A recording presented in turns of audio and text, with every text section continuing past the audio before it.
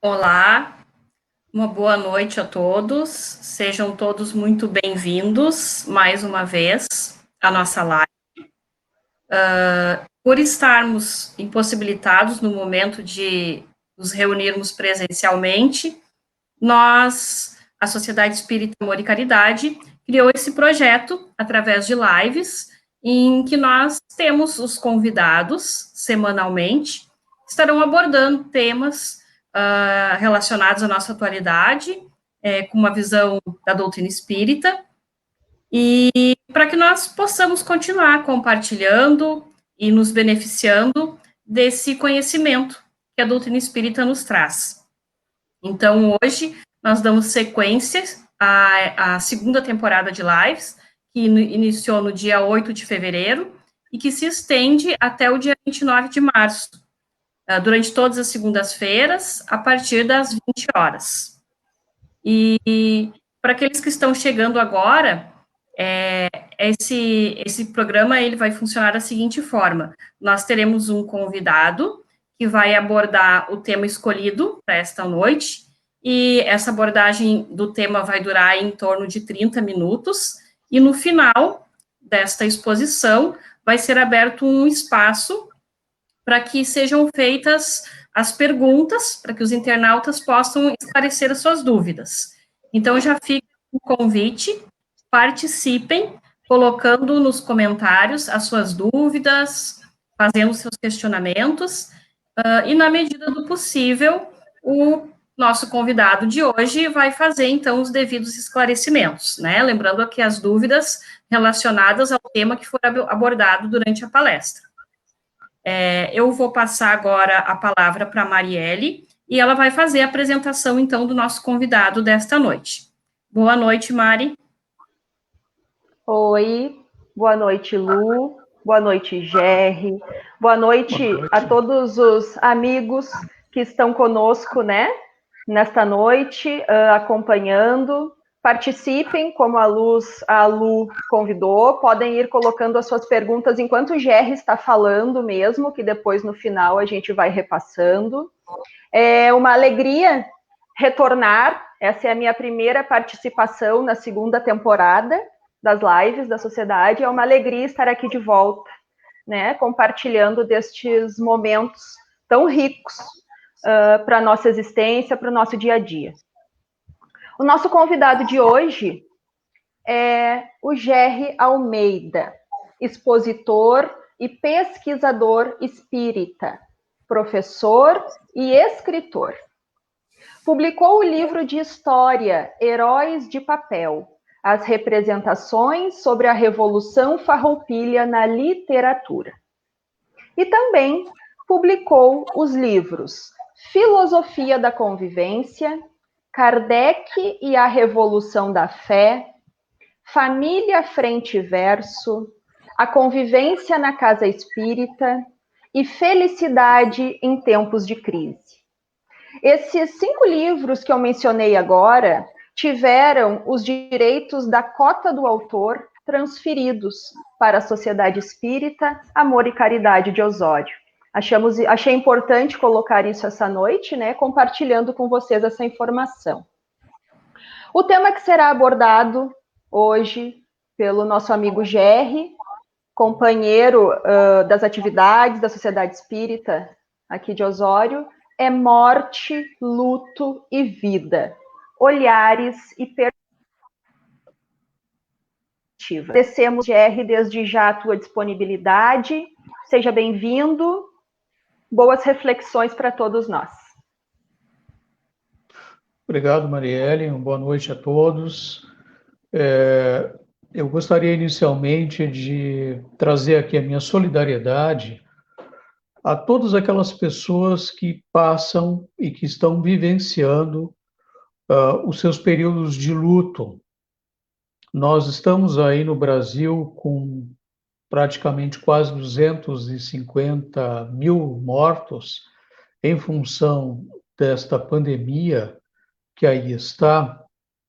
E, segundo a psicóloga Fabiana Nascimento, que é especialista em luto, ela considera que existe uma média de 6 a 10 pessoas enlutadas para cada morte. Então, o que nós estamos observando é um país que está vivendo coletivamente um luto, tá? Assim como outros países, assim como o nosso planeta de uma forma geral. Então, falar de morte é um tema absolutamente necessário para a nossa condição de seres humanos, portanto, seres mortais, e ainda mais num contexto como esse. Então, eu gostaria de agradecer a todos, né, os que estão assistindo, a nossa equipe aí, os mediadores, Luciana, Marielle e Marcelo, que está na administração aí da nossa plataforma. E eu gostaria, então, de começar com uma...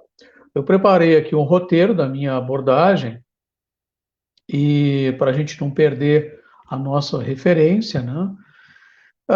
Já que nós estamos falando de um evento, né, que é o evento morte, a gente pode imaginar que o ser humano descobriu a morte há milhares e milhares de anos atrás, tá? Então, assim, se a gente observar, por exemplo, né, aí no primeiro slide, a gente vai observar o primeiro item, se refere à questão da arqueologia.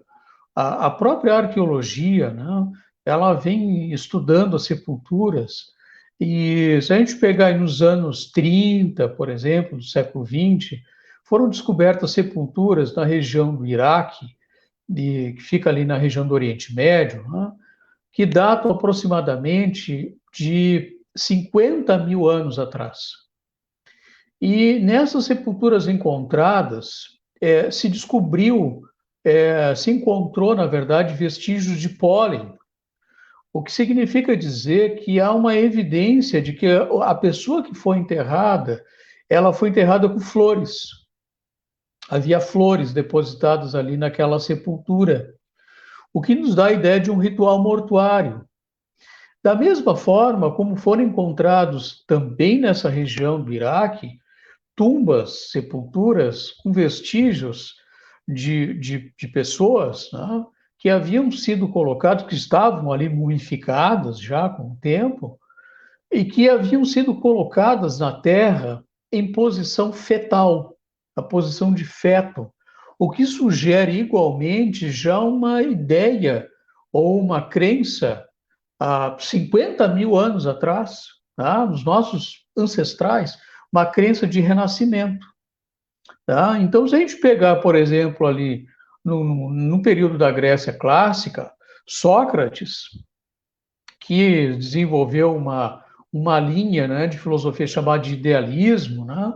O idealismo se contrapôs ao materialismo ou o atomismo, né?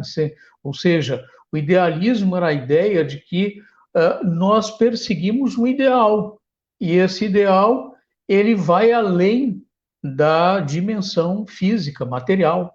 Então, Sócrates, quando ele foi condenado pelos tiranos que governavam Atenas a tomar um veneno chamado cicuta, extremamente poderoso, ele enfrentou a morte com muita tranquilidade, muita serenidade. Então, para ele, a concepção dele, de Platão, que era o seu discípulo, a morte, na verdade, iria separar ele, Sócrates, do seu corpo. Então, a morte serviria apenas para isso, mas ele continuaria vivendo igual. Então, na essência, né, a ideia sobre a morte, sobre se o ser humano é mortal ou é imortal, essas ideias elas vêm perpassando a nossa caminhada ao longo de milhares de anos. Tá? De qualquer forma, nós temos uma questão que é a questão do medo da morte. Isso está naturalmente no ser humano. Tá? Para esse psicanalista, que eu cito aqui, que está aparecendo aí para vocês, o Gregor Zilbor, ele considera que existe no ser humano uma espécie de instinto universal que faz com que nós venhamos a temer a morte. Então, o temor da morte seria um instinto que estaria presente na espécie humana, tá? Mas que, como esse temor da morte, ele terminaria atrapalhando muito a nossa vida, atrapalhando muito o nosso dia a dia, porque imaginem bem, se nós ficarmos fixados pensando nisso, pensando que de fato nós somos mortais o tempo todo e que a cada momento nós poderemos morrer, quer dizer, a vida se tornaria impossível, nós entraríamos num transtorno. Né? Então, segundo esse psicanalista, nós temos um mecanismo de repressão, que nós reprimimos esse temor da morte, para poder ter uma vida natural, para a gente poder ir no supermercado, para a gente poder assistir um filme, para a gente poder conviver, para a gente poder se divertir, para a gente poder trabalhar. Nós temos nós temos que reprimir isso, tá? Seja consciente ou inconscientemente. Então, mas nós reprimimos não totalmente esse temor, porque há uma margem aí para a gente poder ter os cuidados naturais para não deixar com que esse processo da morte ou do morrer ele se antecipe aos mecanismos naturais. Então, os cuidados fazem parte disso. Tá? Portanto, embora a gente ter esse sentimento, esse mecanismo, né, de reprimir a morte, é preciso que a gente também viva sabendo, percebendo, ou tendo uma consciência de que nós somos realmente temporários aqui nesse planeta. Tá? O estar na Terra é uma questão de tempo. Tá? Então é necessário conversar sobre a morte, que é um tema indigesto. Tá? Para grande parte das pessoas, a morte ela é interdita. O tema da morte é um tema indigesto para se conversar. Mas, já que é indigesto, a gente parece estar se referindo a alimento, né? Uma coisa que não fez bem. Em 2002, curiosamente, surgiu nos Estados Unidos um movimento que é um movimento que está presente no mundo até hoje, se espalhou por vários países, que é os chamados jantares da morte. Na verdade, são esses eventos que reúnem pessoas que estão interessadas em conversar sobre a morte. Tá? E aí se monta um jantar, provavelmente não à luz de velas, né? Porque aí se ficaria meio fúnebre, e as pessoas passam a jantar, degustar um bom alimento, e ali tem uma oportunidade dialógica, né? De dialogar, de debater, de conversar, de refletir, onde as pessoas podem expor os seus lutos, as suas dores emocionais, os seus temores e as suas visões a respeito do significado da vida. Mas como esse tema do jantar da morte não é um tema muito bem digerido, em Londres, em 2011, surgiu um outro movimento que eu acho que é aí um pouco mais palatável, né, que são os cafés da morte, que são, na verdade, são cafeterias, né, que abriram espaços para que as pessoas também pudessem conversar livremente, sem tabu, sem receio, sem uma orientação única a respeito da morte. Então, o sujeito vai ali, toma um café, na verdade, em Londres não é bem café, né? Um chá, as pessoas vão tomar um chá, vão comer um bolo, né? Um bolo, sei lá, fazer um lanche, e vão conversar sobre a morte, sobre os lutos, sobre as dores emocionais. Tá? É uma forma de socializar e até mesmo de acolhimento, né? Para permitir com que esse assunto possa, de fato, ser trazido à tona. Né? É bom te lembrar que Allan Kardec, quando ele iniciou a Revista Espírita, né, ele colocou lá o termo Jornal de Estudos Psicológicos, em 1858, e a Revista Espírita, na verdade, ela era esse espaço onde se falava muito, se escrevia muito sobre o tema da morte. E se a gente olhar hoje, as instituições espíritas, elas são entidades, né, são sociedades, elas são instituições onde esse tema da morte, do morrer, ele é trazido de uma forma muito naturalmente, de uma forma sem tabu, de uma forma afetiva, esclarecedora e que desperta um sentimento de muito conforto e de muita esperança, principalmente em quem passa pelo luto. E já que nós estamos falando aqui do luto, né, aí nós podemos passar então para o próximo slide. O luto é uma das grandes questões que envolve a morte, né? Não apenas a morte, porque o luto é uma ruptura. Uma ruptura, na verdade, o luto não é uma ruptura, mas é uma disposição psicológica gerada, desencadeada por uma ruptura ou por uma perda, seja emocional, seja por ocasião da morte, ou seja até a pessoa que perdeu um membro do seu corpo, né? Aí nós temos um conceito, então, sobre a questão do luto, né?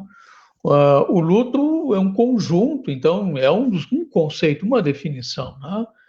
Então, o luto é um conjunto de reações a uma perda significativa, né? Que engloba rupturas afetivas, perda de vínculos profissionais, sociais, diagnósticos de doença incurável e a morte propriamente dita, né? Então, essa questão ela é muito importante porque todos nós vivenciamos os nossos lutos em algum momento, tá? Em algum momento nós vivenciamos o nosso luto. E é importante a gente entender que o luto ele é um processo. Ele é um processo. Porque, veja bem, quando os pesquisadores eles estavam desenvolvendo seus estudos, lá nos anos 70, 80, ficou muito famoso o estudo de uma psiquiatra nesse livro aqui, talvez depois vocês vão ver, uma psiquiatra suíça chamada Elisabeth Kübler-Ross. Ela descreveu um livro, fruto das suas pesquisas, chamado Sobre a Morte e o Morrer. É um livro clássico até hoje, né, que trata sobre esse assunto de tanatologia. A tanatologia é o estudo da morte dentro de uma área científica, né? Esse nome, tanatologia, vem de Thanatos, que na mitologia grega, Thanatos é o deus da morte, e Logos, né, que é estudo. Então, tanatologia é o estudo sobre a morte, dentro de uma perspectiva científica, né? Então, quando a Elisabeth Kübler-Ross ela fez o seu estudo, ela apresentou, entrevistando aí mais de 500 pessoas que estavam numa faixa final de vida, já estavam com uma doença acelerada, né, que não teria mais retorno, e ela passou a entrevistar com a autorização dos diretores dos hospitais, dos médicos, enfim, passou a entrevistar esses pacientes, né, e acolher o relato, o que essas pessoas estavam sentindo ali. Então, ela terminou escrevendo esse livro como um resultado das suas pesquisas, aonde ela apresentava 5 estágios que as pessoas, de uma forma geral, né, se referiam, que elas tinham vivido, estavam vivendo ainda, né? Então, ela apresentou o primeiro estágio, seria a pessoa teve um diagnóstico de uma doença grave. Qual é o primeiro estágio? Primeira reação da pessoa, negação, né? Então, a pessoa negava aquilo, não é comigo, foi trocado o exame, não, na verdade não é o meu exame, o médico se enganou, etc. Então, a pessoa negava aquilo. Bom, a segunda, quando não dava mais para negar, a pessoa entrava num estado de raiva. Então a pessoa ficava brava, ficava com raiva da vida, com raiva de Deus, com raiva de todo mundo, com raiva dos médicos e tal. O terceiro estágio era o estado da barganha. A pessoa começava a barganhar com Deus. Olha, se tu me curar, eu vou fazer mais a caridade e tal, etc, etc. Eu vou ser uma pessoa melhor e tal. Quarto estágio, não dava certo também. Quarto estágio, o estágio da depressão. Aí a pessoa entrava numa depressão. E o quinto estágio, o estágio da aceitação. Tá? Então, só que, na verdade, esses estágios, eles passaram a ser analisados e sofrer uma crítica de outros pesquisadores. Porque esses estágios pareciam assim que a pessoa estava muito dentro de uma caixa. É como se fosse subir uma escada. Não, primeiro esse, depois é aquele estágio, aí depois vem aquele outro, aquele outro, aquele outro. Tá? E, na verdade, não é exatamente assim. Tá?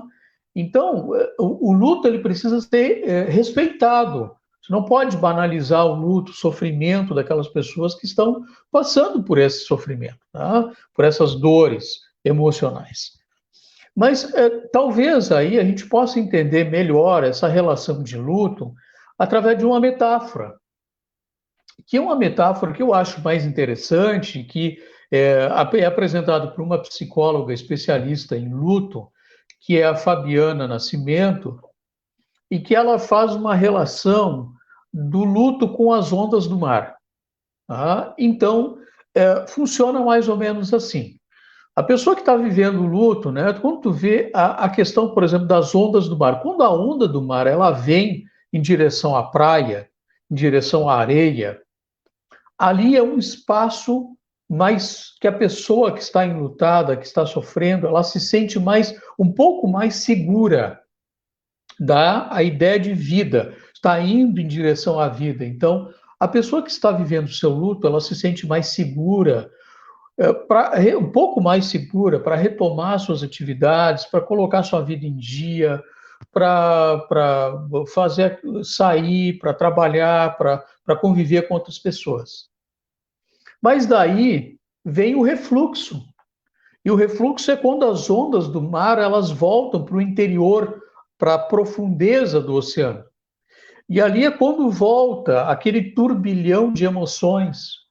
E a pessoa começa de novo a vivenciar aquela situação de angústia, de dor emocional, de saudade, enfim, de tristeza. Tá? Então ela vai vivenciando isso. E daqui a pouco, na cadência do mar, desse movimento das ondas, volta de novo as ondas para a praia. E a pessoa volta para suas atividades, continua. E daqui a um pouco ela volta ao luto. Então, esse é um processo em que a pessoa vai podendo elaborar, né? Não significa que ela vá chegar a concluir o seu luto e dizer, agora não tem mais isso.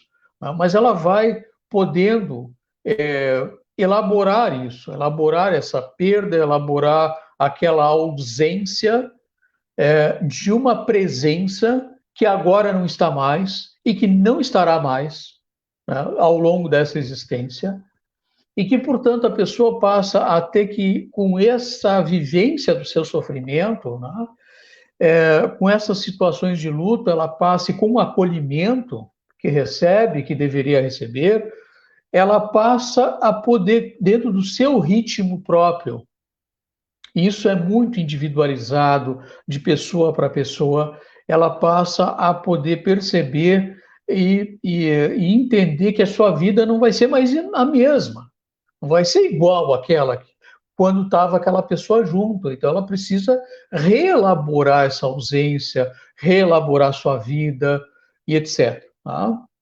Então, o luto, né, ele deve ser respeitado, não pode ser banalizado, né? E se a gente olhar também, vejam só, os espíritos, aquelas pessoas que desencarnam, que morrem, essas pessoas também vão vivenciar o seu luto na espiritualidade. E isso é uma coisa muito pouco falada, inclusive, né? Na própria literatura espírita. Por quê? Porque a pessoa, o ser que desencarna, né? O ser que vai, como a Allan Kardec apresentou, né? Volta ao mundo invisível, invisível a nós, né? Mas visível a eles, que lá abarcam. Essa pessoa que volta ao mundo dos espíritos, ela é uma pessoa. Tá? A gente chama de espírito por uma questão meramente conceitual, mas é uma pessoa, é um ser humano.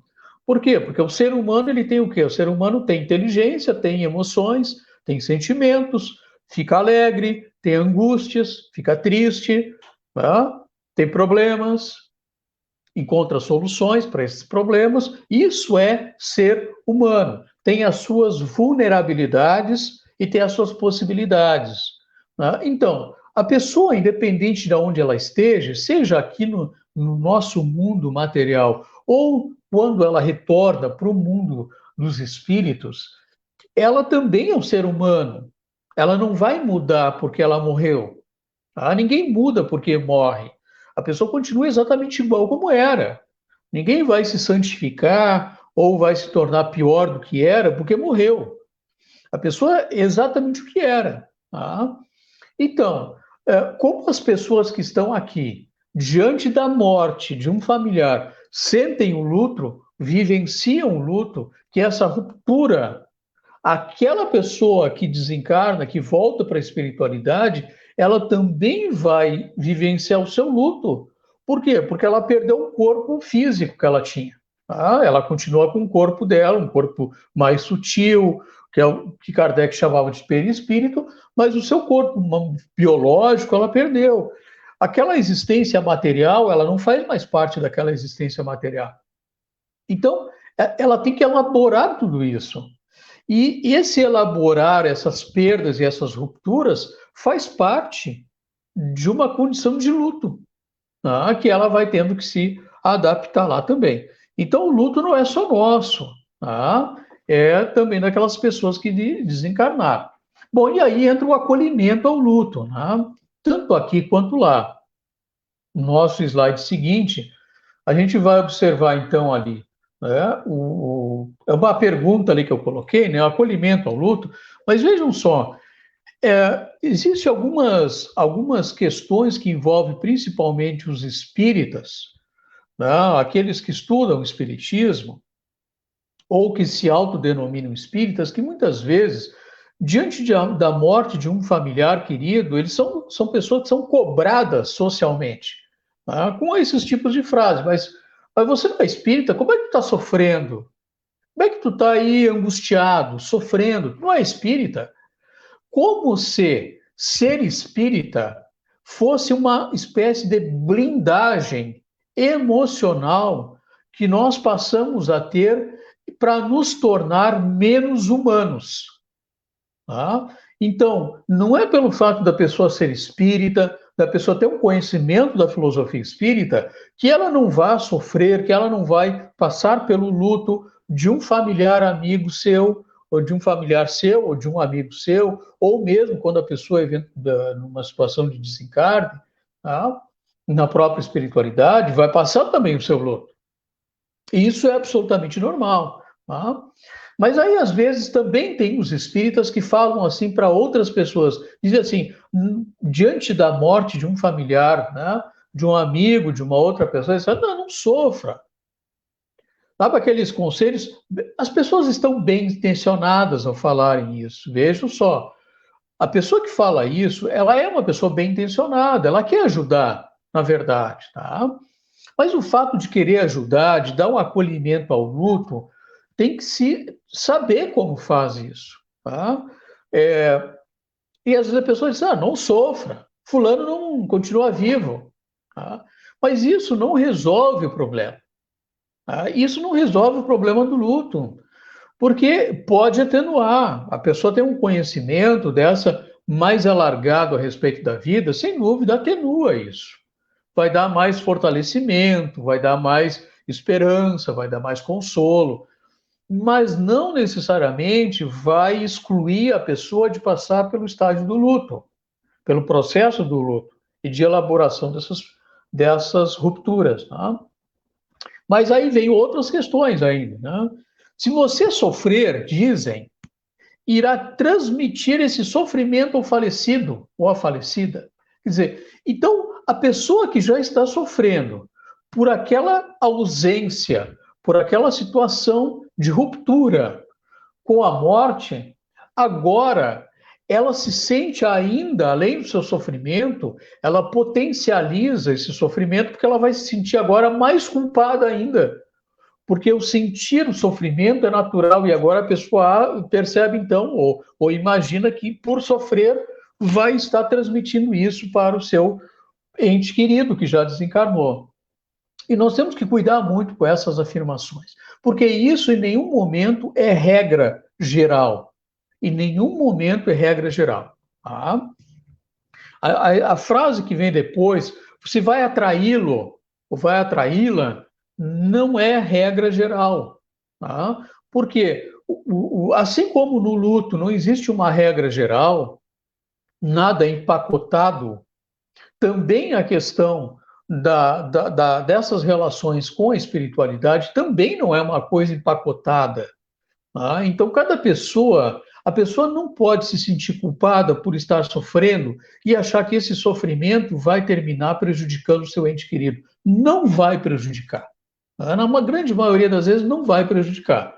Porque ele é um sofrimento natural, é um luto natural, a pessoa está passando por aquilo. Tá? Então, assim como ela está passando, o outro também está, assim como ela está sendo amparada, o outro também está, assim como ela está sendo acolhida, o outro também está, assim como às vezes a pessoa está fazendo terapia, o outro também está, certo?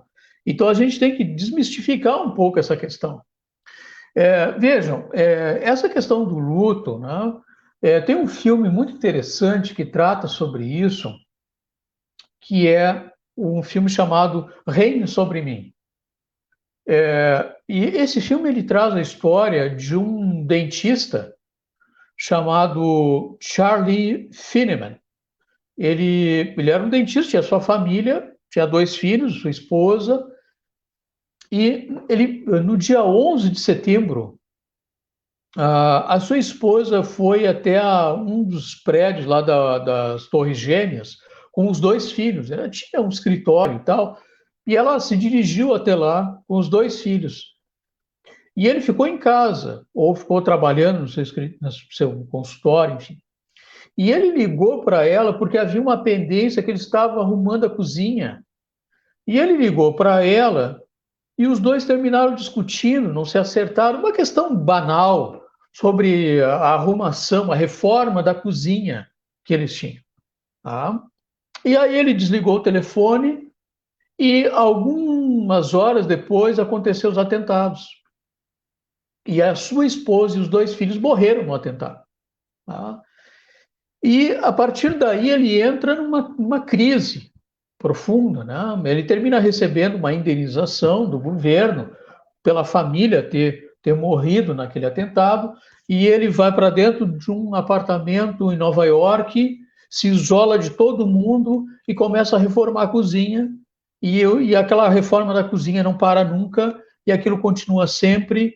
E quando ele tem que sair para comprar comida, ele vai com patinete para não ter relação com outras pessoas, não ter contato, ele não quer voltar àquele assunto. Tá? Até que ele encontra um amigo, um ex-amigo dele, que era um dentista também, e que não sabia do que havia acontecido, que a sua esposa tinha morrido, seus filhos lá.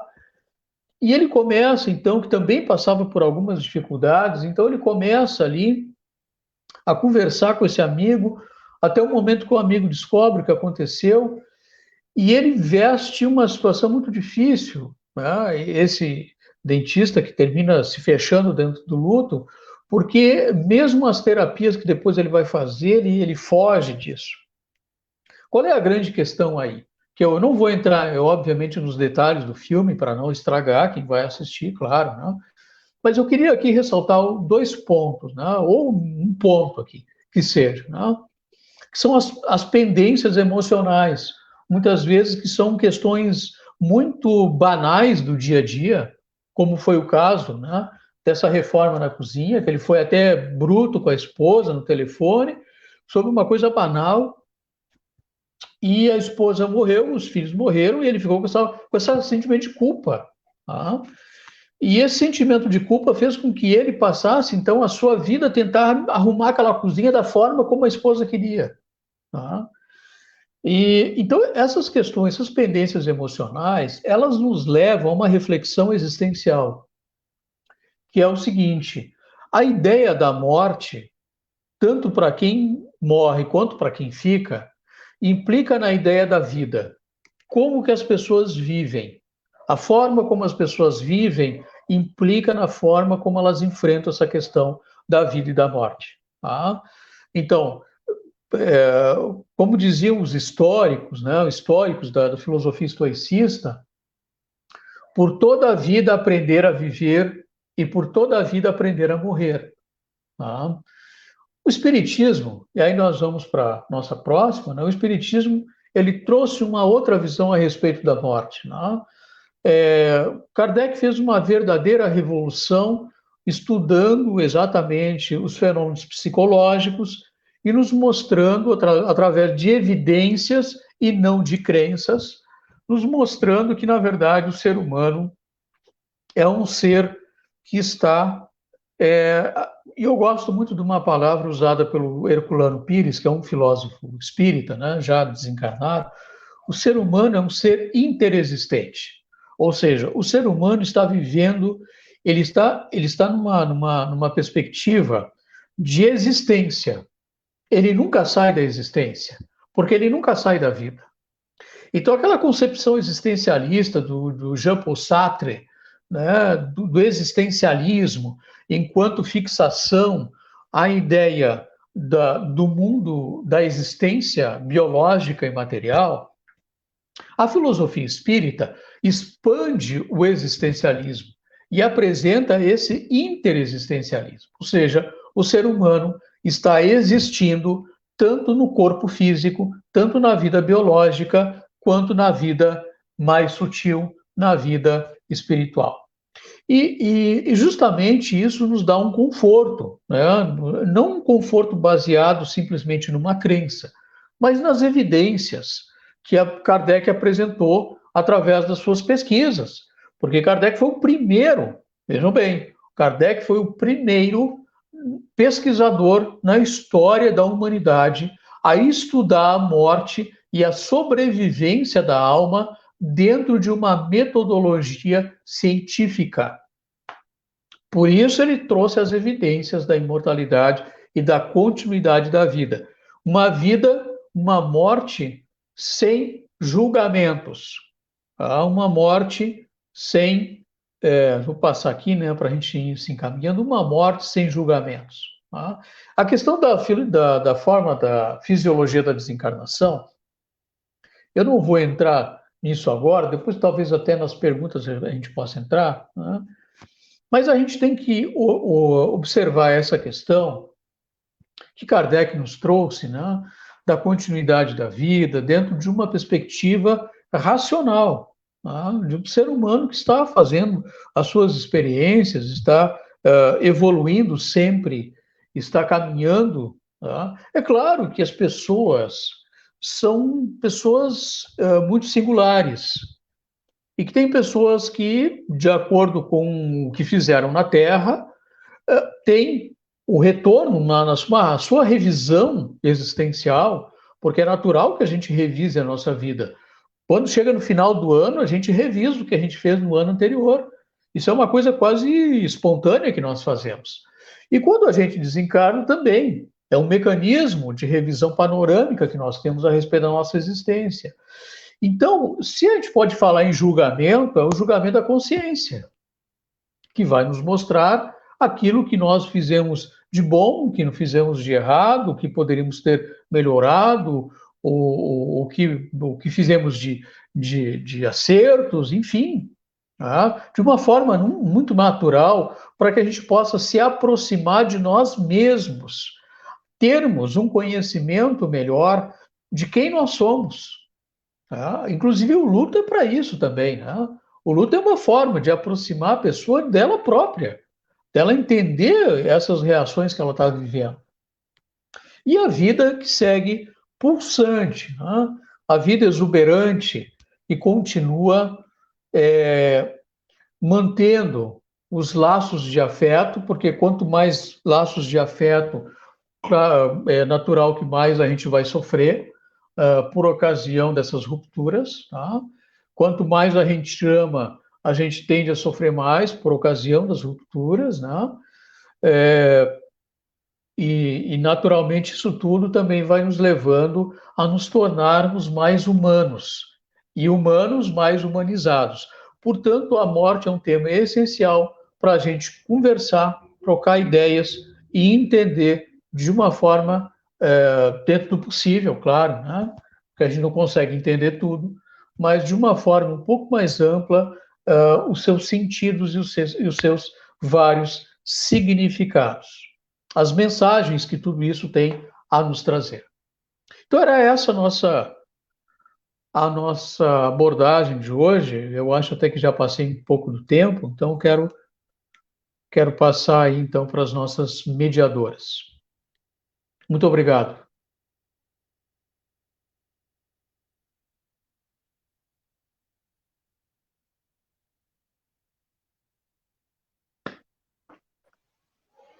Muito bem.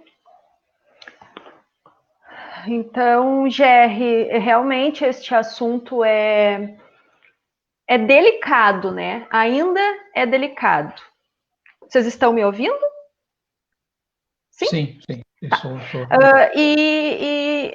Até conversar em casa, assim, né, entre nós, não falar sobre a morte do outro, mas a nossa própria morte é um tabu, né? Tem uma frase bem conhecida que termina assim, que a gente vive como se nunca fosse morrer e morre como se nunca tivesse vivido, né? O final desta frase encerra assim. E eu tenho um livro que é do Silvio Luiz de Oliveira, que ele até já fez uma exposição ali na Sociedade há uns anos atrás, com o título deste livro, que é Tudo Passa, quando a morte de um filho não é o fim do mundo. Quando a gente lê o título desse livro, a gente pode até ficar chocado, né? Como assim? Porque deve ser, eu digo deve, porque eu nem imagino uma situação dessas, deve ser muito difícil vivenciar, né, esta situação. E ele conta nesse livro e na palestra que ele fez a respeito, a vivência dele em relação à morte de uma das filhas, né? E ele coloca o quanto é importante a gente conversar sobre o tema da morte em casa, em família, com as nossas crianças, porque a existência física não tem certezas do que vamos vivenciar, do que vamos passar, somente a morte do corpo. É a única certeza, eu posso dizer, que nós temos do que vai acontecer conosco nessa existência. E nós vivemos sem mencionar esse fato, né? Então, assim, eu gostaria que tu abordasse um pouco essa questão familiar também, porque conversar com as crianças, essa questão de que isso pode acontecer. Como disse a Denise, né, a nossa amiga Denise Amaral Prates, psicóloga, que estará conosco, né, agora nesta segunda temporada, também ela fez um comentário aqui, que a morte e o luto fazem parte da vida. E é difícil nós mencionarmos isso em casa, né? Educarmos nossos filhos também para a morte e nos educarmos para a morte. Então, eu gostaria que tu falasse um pouquinho mais sobre trazer este assunto para a nossa realidade, porque faz parte. Pois é, Marielle, é um tema realmente, na maioria das vezes, muito difícil de ser abordado, né? Eu diria assim que ele deve ser um tema naturalizado. A morte, ela precisa ser naturalizada e ela precisa ser humanizada.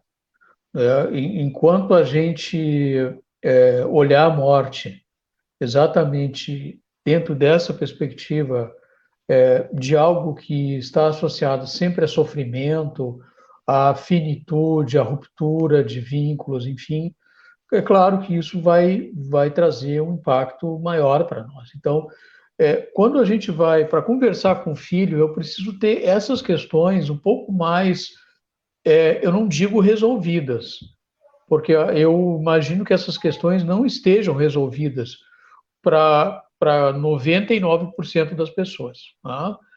E nem para os espíritas. Então, mas assim, eu penso que isso deve ser naturalizado. Então, assim, com que idade eu vou conversar com a criança? Tá? Os psicólogos consideram, dentro de uma análise sobre esse assunto, que a criança, a partir de 6, 8 anos, 6 anos por aí, ela já começa a ter noção da morte, né, da finitude, ela começa já a ter uma possibilidade de entender isso. Então, assim, aí você tem que conversar com a criança, tem um filho pequeno, tem que ver a faixa etária desse filho, da idade dele, e ver de uma forma adequada, como natural, adequada, como tratar isso com o filho, né? Porque é a mesma questão que, às vezes, que eu mencionei ali naquelas frases, às vezes nós estamos cheios de boa vontade, de falar, de trocar ideias, mas a gente não sabe como fazer. Então tem que ter uma forma mais adequada, mas porque senão a gente faz às vezes um desfavor, né? E começa a criar trauma às vezes aonde não tem ou não tinha. Tá? Então assim, quando se tem filhos pequenos e quer se tratar esse assunto, eu acharia muito interessante conversar primeiro com um especialista na área e ver como abordar esse tema com uma criança de X anos. Tá? Bom, eu tenho um adolescente, então podemos abordar, devemos abordar, mas e que isso seja uma coisa também natural, não seja uma coisa fúnebre, né? Que não seja assim, bom, agora nós vamos falar sobre morte. Vamos marcar dia, horário, vamos sentar na sala de jantar e vamos conversar formalmente. Não, não vai dar certo. Tá? Então a gente tem que ir na praia, estar lá olhando o mar, sentado na praia, né? Agora, com distanciamento, né? Toda essa história, enfim, né? Importante isso. E ali surgiu a questão da vida, né? É mais interessante, porque quando a gente está falando de morte, nós estamos inexoravelmente falando de vida. Então, falar de vida é algo mais importante, talvez, do que falar de morte. Porque a vida é um processo contínuo. A vida, na perspectiva espírita, é ato contínuo. Tá? Então, para quem tem essa noção, né, é muito importante. E para quem não tem, também é importante. Tá? Falar sobre a questão do sentimento, porque a pessoa, o filho nosso, ele vai, quando nós desencarnarmos, ele vai sofrer. Não é como dizer, se ele tem vínculos afetivos, ele vai sofrer. Só não sofre quem é indiferente, quem é insensível, quem não tem laços afetivos, não vai sofrer. Fulano faleceu. Tá bom, mas não vai mudar nada na minha vida. Eu nem tinha vínculo com fulano, eu mal conhecia o fulano. Não mudou nada na minha vida. Tá? Mas no momento em que eu tenho um vínculo com aquela pessoa que é dentro de casa, que é um vínculo familiar, que aquela pessoa não vai estar mais presente, eu posso dizer muitas coisas para essa pessoa, e é importante que a gente diga antes, se prepare, converse, troque ideia, de uma forma natural, espontânea, que não seja formal, tá? Mas isto não vai evitar da pessoa sofrer e passar pelo seu luto. Então, independente disso, é importante talvez a gente considerar que seja a ideia de dizer, olha, todos nós sofremos, e reconhecer o sofrimento como algo natural. Porque às vezes a gente acha que sofrer é uma coisa. A sociedade hoje ela tem falta de empatia com quem sofre. Porque nós estamos numa sociedade que busca o prazer, a felicidade a todo momento. Tá? O prazer custe o que custar. Quer dizer, o sofrimento e a morte são totalmente reprimidos. E a gente tem que considerar que isso tudo faz parte. Então, eu diria assim, eu não tenho uma fórmula para dizer para ti, né? Ah, fala isso, fala aquilo, fala aquilo. Eu não tenho essa fórmula. Eu acho que cada pessoa tem que encontrar a sua fórmula para tratar desses assuntos de forma. Mas eu acho que é importante que seja informal, que seja espontânea, que seja adequada à faixa etária daquela pessoa que estamos conversando. E se a gente não souber e quiser, busca a ajuda de um profissional, de um psicólogo, de um pedagogo que possa nos dar uma orientação melhor nesse sentido. Mas é importante a gente conversar e naturalizar e humanizar a morte e o sofrimento.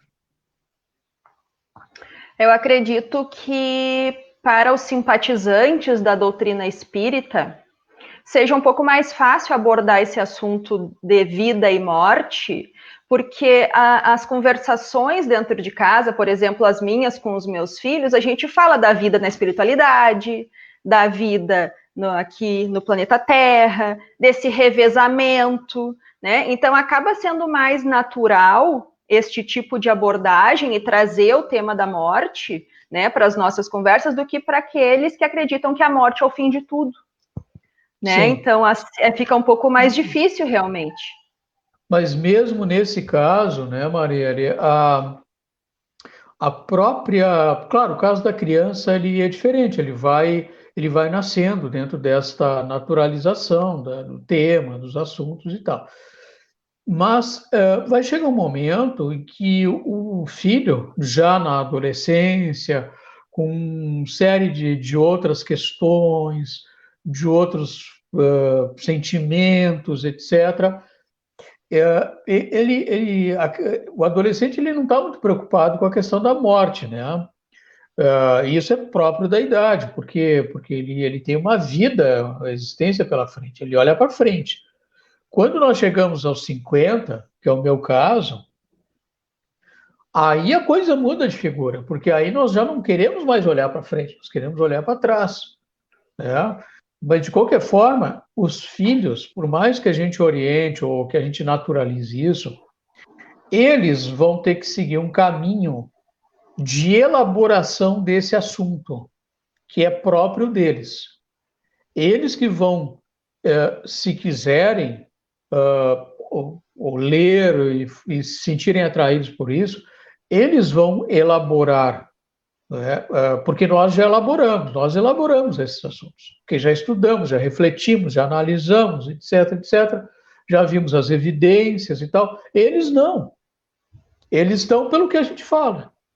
Então eles não elaboraram ainda, porque eles estão só pelo que eles ouviram. Quando você tem apenas aquilo que você ouviu, você não elaborou aquilo.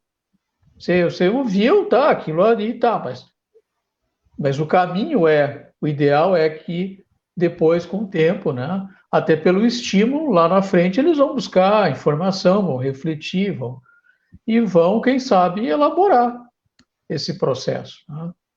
O que é muito individualizado. É uma grande diferença que eu noto também é que a doutrina espírita não nos exime, como tu mencionaste, da dor. Porque a dor do sofrimento a gente sofre quando alguém que nós amamos vai viajar, por exemplo, morar em outro estado. Aí a gente já vivencia uma ruptura, né? Aquela ruptura da presença física mais diariamente, né? Então, se assim nós já temos este sofrimento, podendo falar com a pessoa pelo telefone, né? Então, a doutrina espírita não nos exime do sofrer, porque o sofrer também é saudade, é amor, né? Como tu já colocaste. Mas talvez possa nos eximir da revolta, o entendimento, né, dessa situação, e não precisa nem ser espírita, porque a gente entendendo que nós temos um período, um prazo de validade aqui no planeta, nós tendo essa certeza e naturalizando isso, já vai nos trazer um pouco menos de revolta em relação ao momento do retorno ao plano espiritual, né? Só que, como eu disse, a gente não quer pensar muito nisso, muitas vezes, né? Claro. Esse aspecto que tu coloca é extremamente importante, porque o conhecimento, o conhecimento aqui, especialmente aqui da filosofia espírita, vai nos abrindo um horizonte extremamente confortador, tá? Embora, deixa eu desligar aqui, que infelizmente, tá, desculpe, eu não tinha botado ali no modo avião. Mas, enfim, o que eu estava colocando é o seguinte: nós, na verdade, temos uma visão, né, do que o conhecimento espírita oferece, que é uma visão mais profunda, mais confortadora, né? Uma visão analisada, refletida, que não é uma mera questão de crença, né? Porque a pessoa, quem tem crença, acredita hoje, acredita amanhã. Essa é uma questão, tá? Enquanto tudo está bem, está ótimo a crença. No momento que acontecer alguma situação mais difícil, a pessoa acabou a crença, tá? Inclusive, esse é um dos aspectos do luto também, que pode aparecer, que é a revolta. Tá? E aí o conhecimento espírita ajuda bastante, tá? Porque é muito. Tu falaste da questão do Silvio ali, né? Eu acompanhei bem o caso da família dele, tenho uma relação de amizade há muitos anos com ele, né, e com a Gladys. A Gladys, na época, era presidente da federação, quando aconteceu a desencarnação da filha dela. E eu acompanhei ali. Então, quer dizer, a gente vê, né, o conhecimento, a gente viu o sofrimento deles, o que é absolutamente natural, né? Como você não vai sofrer? Mas ali tu não vê revolta, né? Porque a pessoa consegue elaborar isso sem revolta. Sofrer não implica em ter revolta. Revolta é uma outra questão. Tá? E aí o conhecimento espírita ajuda muito e dificilmente uma pessoa que fez essa elaboração, que estudou, que refletiu, que construiu essa convicção da imortalidade vai se revoltar. Mas ela não vai impedir um sofrimento natural. Vai atenuar esse sofrimento, provavelmente. Tá? Ela vai conseguir elaborar o luto, talvez, de uma forma mais rápida até, mais segura. Aquela questão ali das ondas do mar, ela vai ficar mais tempo na areia do que lá dentro do mar. Por quê? Porque ela já conseguiu elaborar melhor aquilo, pelo conhecimento. Então, são temas que devem ser discutidos, sem dúvida nenhuma. Aqui neste livro que eu mencionei do Silvio, né? Na primeira página, ele fala aos pais heróis. E ele diz assim: pais e familiares que sofrem e que seguem sua vida com saudades, mas com resignação, são heróis anônimos. Sofrer sem revolta nos ajuda a continuar a jornada. Ele diz que ele não quer trazer nenhuma receita pronta para ninguém enfrentar a dor, né? E não existe, porque somos individualidades, né? Com vivências diferentes, com bagagens diferentes, com percepções diferentes, né? Então, realmente não tem uma receita pronta. Por isso que aquelas palavras que tu mencionaste ali, que às vezes nós ouvimos, embora com boas intenções, né? Não são as mais aconselháveis. Essas afirmações, né, de pessoas que dizem que não pode sofrer porque continua vivo na espiritualidade, de que vai levar o sofrimento para aquela pessoa, ou transferir a responsabilidade para que agora cuide de nós aí de cima. Né? A pessoa continua seguindo o seu caminho. Né? Ou do lado, né? Não importa de onde seja, mas que transfere uma responsabilidade que a pessoa precisa continuar cuidando dela ainda, cuidando das suas dores, dos seus sofrimentos, em dar continuidade à sua existência eterna. Exato. O que não significa que a morte vai romper com essas rupturas ela rompe fisicamente com uma ruptura. Ela rompe fisicamente com a convivência. Tá? Mas não significa dizer que a morte rompa com os nossos contatos afetivos. Porque muitas vezes aqueles que nós amamos e que nos amam e que nos antecederam de retorno à vida, ao mundo dos espíritos, eles, na medida em que vão se elaborando a nova condição, vão se adaptando, né? vão vivendo a sua vida, vão naturalizando a sua existência na vida espiritual. Vão encontrando amigos, familiares, vão aprendendo, vão dando sequência à sua vida, né? De aprendizado, enfim. E eles não se esquecem de nós, porque eles também têm saudade. A saudade é algo muito importante. Tá?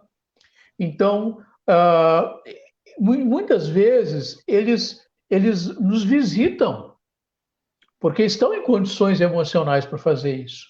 Tá? Então, eles nos visitam. E muitas vezes, naquele momento em que às vezes a gente está numa indecisão, numa situação de e agora, né, de tristeza, enfim, eles nos inspiram, não nos inspiram em dizer, olha, tu tem que fazer isso, tu tem que fazer aquilo, porque eles vão respeitar a nossa liberdade, eles não vão intervir nisso.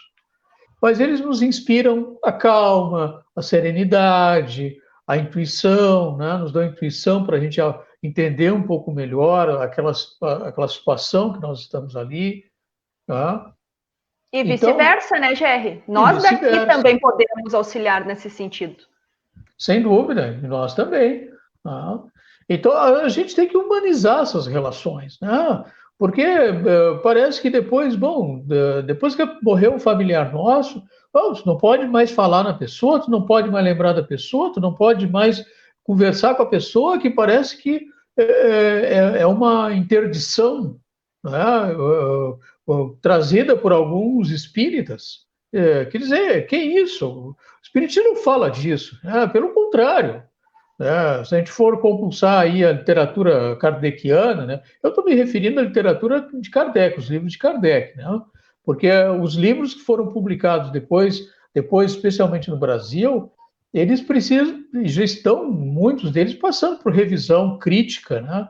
De autores, de pensadores atuais, enfim, que olham essa literatura como uma literatura supostamente mediúnica, que traz conteúdo extremo, muitas delas, né, desses livros trazem conteúdo totalmente distante daquilo que Kardec apresentou, às vezes até atemorizam, né, com a ideia de julgamento, de sofrimento, de vales, de umbrais, etc, etc.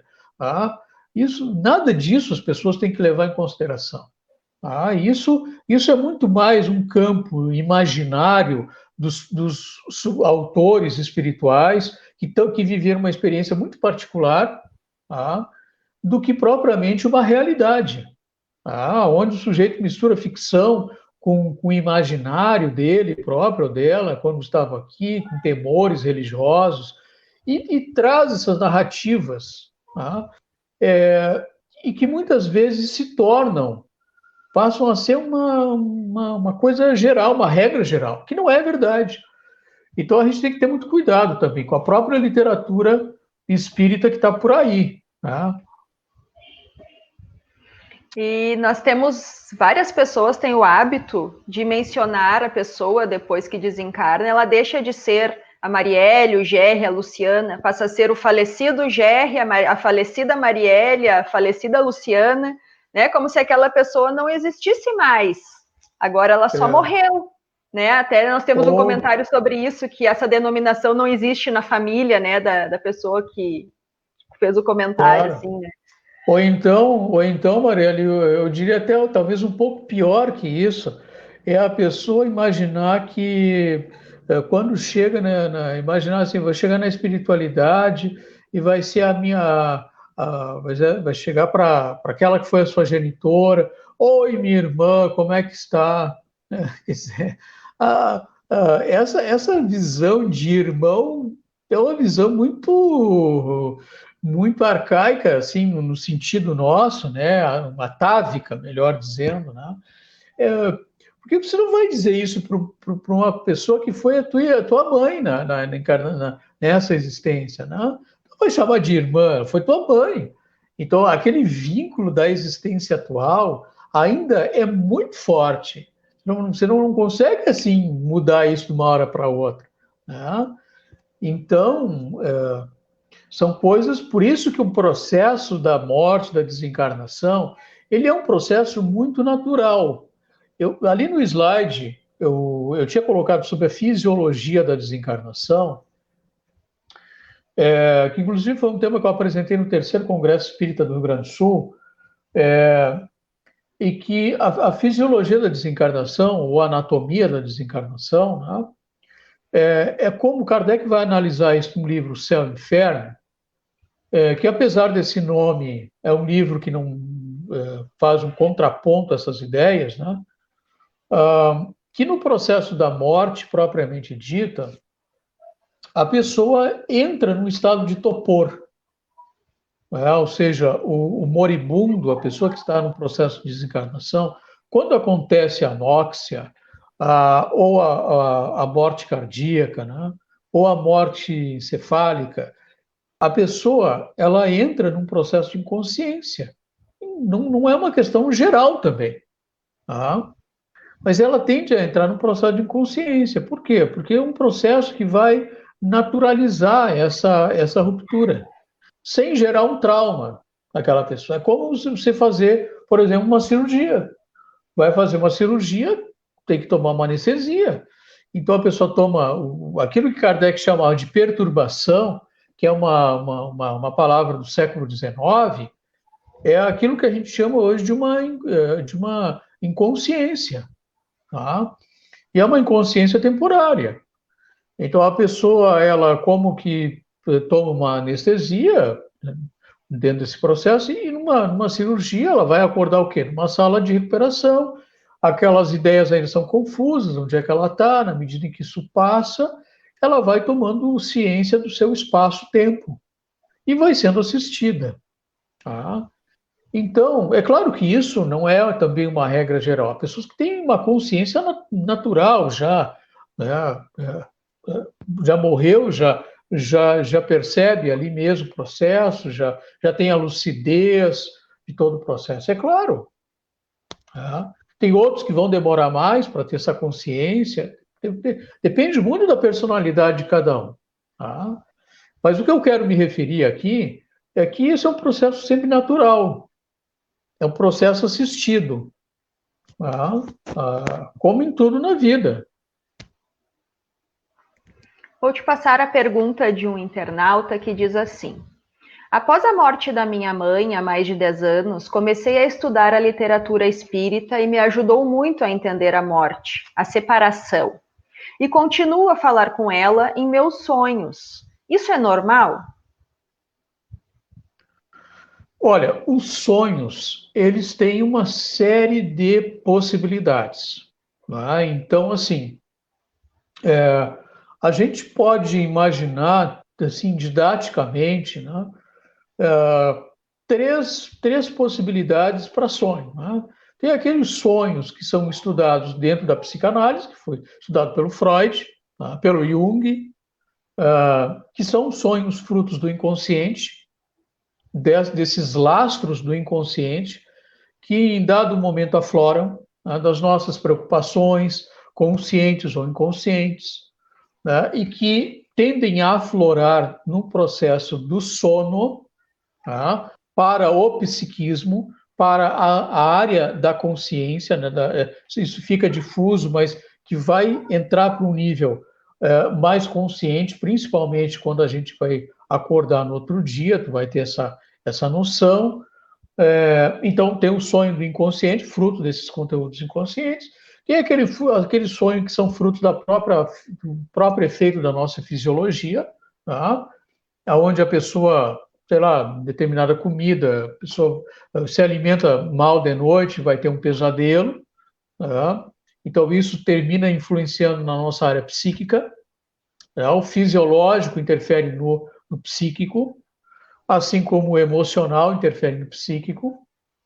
E temos aqueles sonhos que isso Kardec estudou, né, apresentou a ideia de que são sonhos frutos desses desdobramentos, né, desses processos aonde nós, durante a noite, temos a possibilidade de nos desprendermos parcialmente, um pouco mais, né, nos dilatarmos um pouco mais da nossa dimensão corporal e entrarmos em contato com essa vida espiritual, essa vida pujante, reencontrarmos os nossos parentes, conversarmos com eles, matarmos a saudade, trocarmos ideias. Então, e voltarmos, é algo muito natural. É como se fosse, minha filha tá numa outra cidade, eu peguei o carro, fui lá, conversei com ela, voltei. Tá? Então, pode acontecer? Pode. Tá? O que a gente tem que cuidar é para identificar assim, tá, e quando é que é um, quando é que é o outro? Né? Sonho. Então, o contato com a mãe pode ser um conteúdo do inconsciente, daquela vontade de eu querer conversar com ela, de eu sentir saudade. Pode ser, mas eu não estou me lembrando, mas é inconsciente isso. Pode ser a nível de inconsciência. Tá? E pode ser um encontro real. Mas quando é um encontro real, ele não é tão sistemático. Por quê? Porque, embora a gente está dormindo aqui, né, fisicamente a gente está dormindo, estamos espiritualmente desprendidos, né, com o nosso corpo espiritual, mas eles, na espiritualidade, eles têm tarefa, eles têm compromissos, eles têm atividades, eles estudam, eles têm seus envolvimentos também. E nem toda noite para nós aqui, e aí é uma questão de relativizar essa questão do tempo também, o que é dia e noite para eles, né? Porque para nós é claro, mas e para eles? Tá? Então, assim, também não é igual, tem essas mudanças também, e nem sempre, quando nós temos essa possibilidade de estarmos em contato, eles têm possibilidade de estar conosco, pelos seus envolvimentos. Então, de vez em quando, uma vez com outra não é natural, pode ser. Mas se a pessoa diz assim, olha, toda noite eu tenho isso, bom, aí já foge um pouco dessa questão, tá? Porque aí tende também a misturar as possibilidades reais com conteúdos inconscientes durante o sono, tá?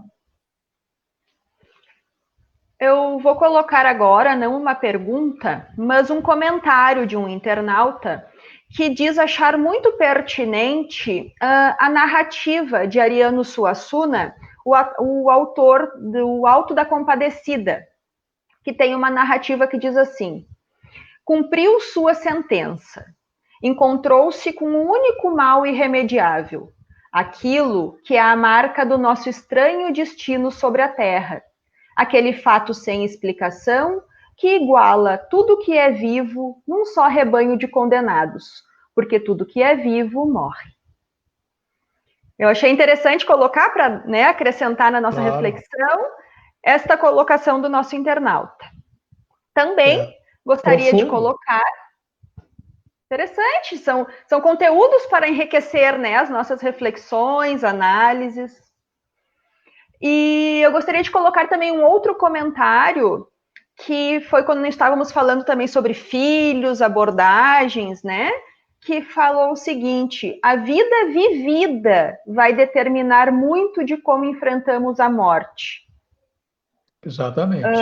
É o próprio sofrimento que é inerente à vida. Alguns pais querem evitar todos os sofrimentos de seus filhos.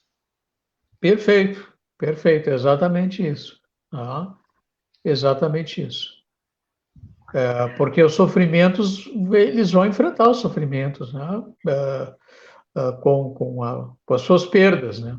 Suas perdas, sentido, né? Entre aspas, com a vivência de rupturas emocionais, pelo menos do ponto de vista físico, né? Em relação à questão da morte. Estamos chegando no final da nossa reflexão de hoje. Embora este assunto poderíamos ficar aqui colocando, trocando ideias, né, comentários, sugestões, mas estamos nos aproximando. Mas eu gostaria de encerrar a minha participação, antes de passar para ti, Gerry, para te despedir, e depois para a Lu, para fazer o encerramento, aproveitando esta oportunidade para fazer uma divulgação. Todas as quartas-feiras, às 16 horas, na Rádio Osório, a Denise Amaral Prates, psicóloga aqui da nossa cidade, tem um programa na Rádio Osório que se chama Abertamente, que ela traz assuntos, né, da psicologia, que é uma oportunidade que nós temos, digamos, de fazer uma terapia à distância. E no primeiro programa, se eu não me engano, foi o primeiro programa, ela falou sobre o luto. E ela abordou várias formas de luto. Inclusive, por exemplo, no trabalho. As pessoas enlutadas precisam voltar a trabalhar e não é considerado este sentimento. E o luto nem sempre é pela perda ou separação, digamos assim, de um familiar. Às vezes, a morte do animal de estimação, que é o único companheiro mais próximo nessa existência, traz um sofrimento tão grande para aquela pessoa que é desconsiderado pelo outro. Então, quando tu falaste, Gerry, que o luto é um processo individualizado que deve ser respeitado, eu gostaria de frisar que não é nenhuma novidade para nós, que nós temos muito o que aprender. Mas o individualismo que nós vivenciamos deve ser olhado de forma mais atenta, porque nós diminuímos o sofrimento do outro, né? Que aqui fala lutos não reconhecidos. A Denise completou aqui. Temos muito sim que aprender e devemos ter um olhar mais atento para isso. Gostaria de agradecer muito a participação de todos que aqui estão conosco. Gerry, passo a palavra para que tu possas te despedir. Obrigada pela troca, pelas palavras, pelas reflexões da noite. E depois do Gerry, então, a Lu fará o nosso encerramento. Boa noite a todos, continuemos nos cuidando. Bom, eu gostaria de encerrar apenas só para dizer que quando eu me referi ao luto ser individualizado, o individualizado não significa individualista, né? São duas categorias aqui teóricas totalmente diferentes, né? O individualizado no sentido de singularizado, né? No sentido de cada pessoa ter uma forma própria, singular, né? Específica de vivenciar esta relação. E eu gostaria de finalizar com uma mensagem aqui da psicóloga chamada Teresa Vera Gouveia sobre a questão da saudade, uma separata breve de um texto dela, num livro chamado Vida, Morte e Luto, Atualidades Brasileiras, onde ela diz o seguinte: uma saudade terá cheiro, nome e rosto. Será tocada nas viagens da alma pelas ruas da memória.